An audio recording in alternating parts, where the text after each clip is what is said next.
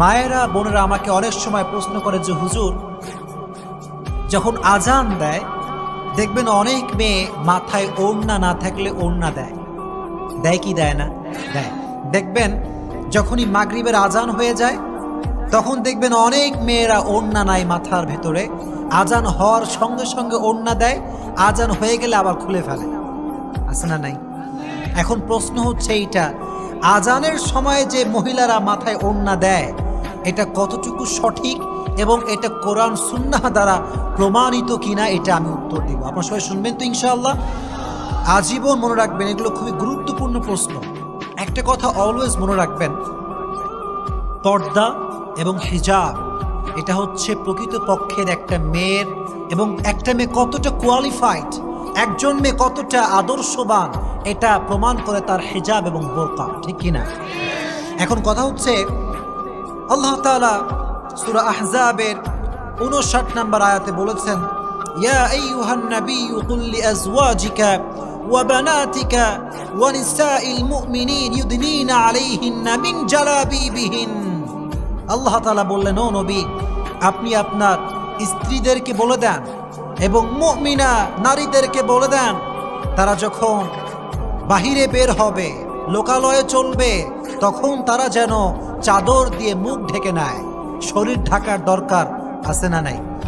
জালাবিবিহিন, এই শব্দটা জালাবিব, এটা লিসানুল আরব একটি লুগাত আছে।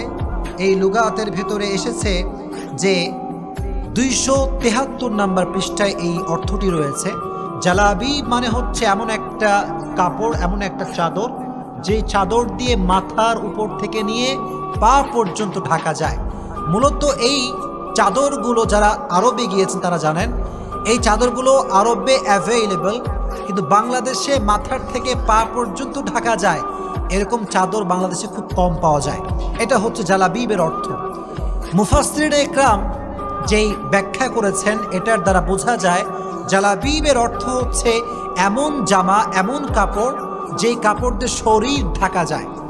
এখন মূল কথায় আসেন, এই যে আজানের সময় প্রত্যেকটা মেয়ে দেখা যায় মাথায় কাপড় দেয়, আজান হলেই আবার কাপড় নামিয়ে দেয়, এটা কতটুকু কোরআন সুন্নাহ সম্মত জানার দরকার আছে না নাই? মনে রাখবেন প্রিয় ভাইয়েরা, এটা হচ্ছে একটা সংস্কৃতি। এটা কি সংস্কৃতি? এটা কোরআন সুন্নাহ দ্বারা প্রমাণিত নয়। তবে হ্যাঁ, যদি কোনো মেয়ে আজান শুনে মাথায় কাপড় দেয়, তার ঈমান যে অনেক ভালো, সে যে মুত্তাকি একটা বান্দি, এটা তার প্রমাণ বহন করে। কারণ আজানে যে শব্দ উচ্চারণ করা হয় আল্লাহু আকবার, সমস্ত মহানত্ব, বড়ত্ব, সমস্ত শ্রেষ্ঠত্ব একমাত্র মহান আল্লাহ রাব্বুল আলামিনের জন্য। চিল্লায় কোন আল্লাহু আকবার। তো এই আওয়াজ যখন হয়, ঈমানের তাপমাত্রা বাড়ার আশঙ্কা বেশি। তো সেই সময় যদি কোনো মেয়ে মাথায় ওড়না দেয়, কাপড় দেয়, এটা প্রমাণ করে তার ঈমানটা খুব ভালো। তবে এটা মনে করা যাবে না যে আমি এটা কাপড় দিচ্ছি, এটা মনে হয় আমার উপরে ওয়াজিব, এটা মনে হয় আমার উপরে ফরজ, এটা কখনো মনে করা যাবে। অনেক মেয়েরা মনে করে যে আজানের সময় যদি আমি মাথায় কাপড় না দেই, মেয়েরা আমাকে বলে, হুজুর আমি শুনেছি আজানের সময় মাথায় কাপড় না দিলে শয়তান চুলের ভিতরে ঢুকে যায়। কিসের ভিতরে ঢুকে যায়? চুলের ভিতরে। শোনেন, একটা কথা বলি, শয়তানকে আল্লাহ তাআলা এমন একটা শক্তি দিয়েছে যে শয়তান চাইলে মানুষের রগে রগে, গিরায় গিরায় চলতে পারে, ঠিক কিনা?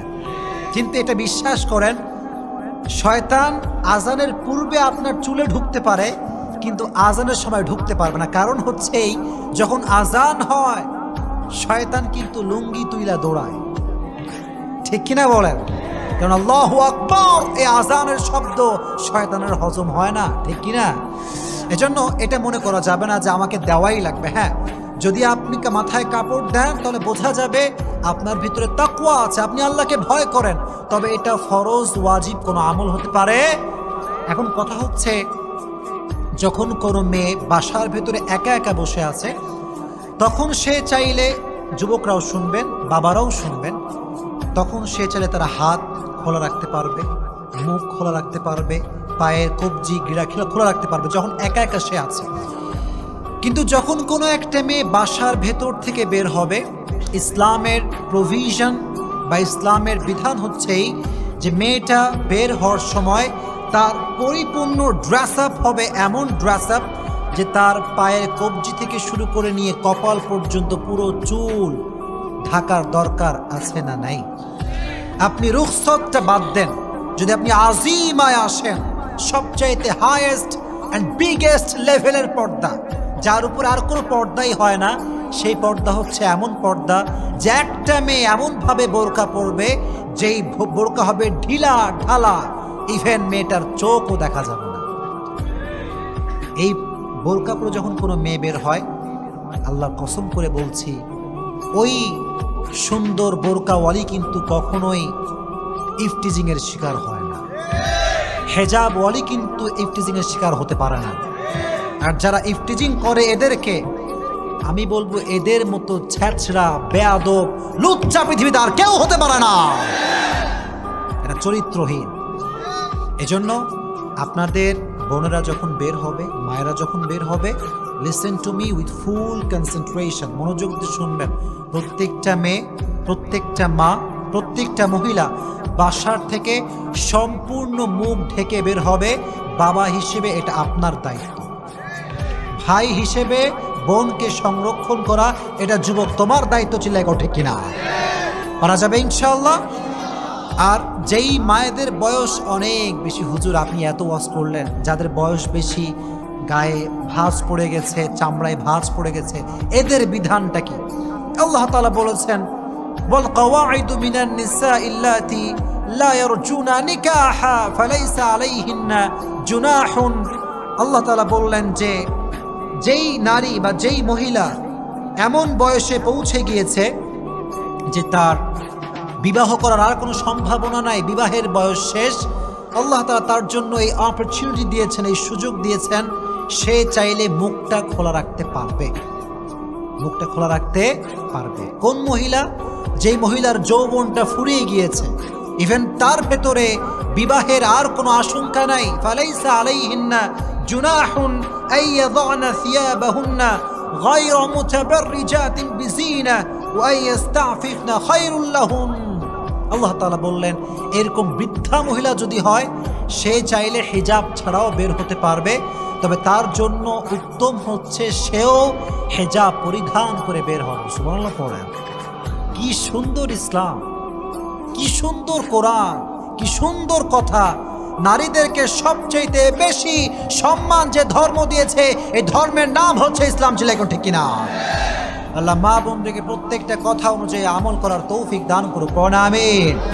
যারা বসেছেন আপনারা, আল্লাহ আমাদের সবার অন্তরে তাকওয়া ভিত্তিক জীবন দান করে দিক। আমিন।